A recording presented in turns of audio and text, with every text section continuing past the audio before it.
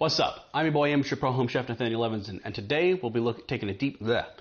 What's up? I'm your boy amateur. Roll with it.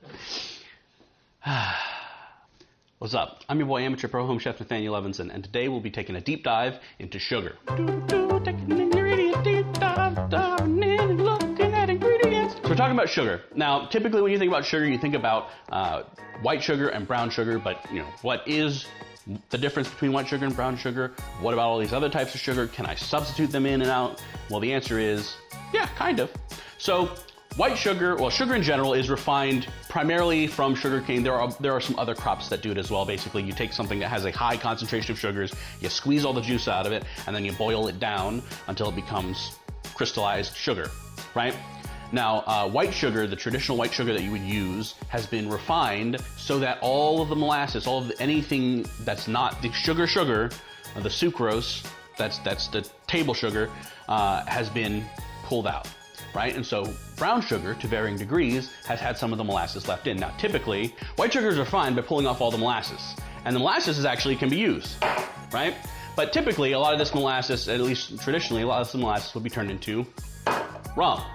Light brown sugar has had most of the molasses, dark brown sugar less so. There's also raw sugar or demerara sugar, where it's even less processed. Not only have they left the molasses in, but they also haven't ground the sugar crystals quite as fine, so it's kind of a rougher, chunkier thing. But there's also sugar from palm sugar, right? So there's a lot of different ways you can get sugar. Now, powdered sugar is white sugar that's been ground super fine, or confectioner sugar, powdered confectioner sugar.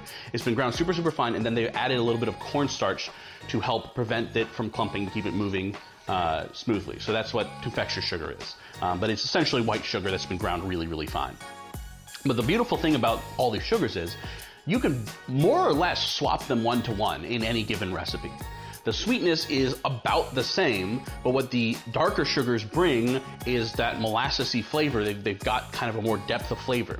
So generally the consideration you want to make is, am I just sweetening this, or do I want to sweeten it and add flavor? If you just want to sweeten it without altering the flavor, white sugar should be your go-to. But if you want to add a little flavor, and again, for most recipes, I will substitute in brown sugar for white sugar. Adding in brown sugar, white sugar adds another layer of complexity, another little bit of depth of flavor. Generally does not affect the cooking at all, unless you're doing something like a caramel or something else. So for most circumstances, you can one-to-one substitute in any given sugar for white sugar. Now, we didn't talk about artificial sweeteners, whole nother bag, not talking about those today. We're just talking about sugar. So when you're in the store, I highly recommend try putting some brown sugar in things that you would normally use white sugar in. So until next time, I'm your boy, amateur pro home chef Nathanael Levinson. Stay sweet, baby.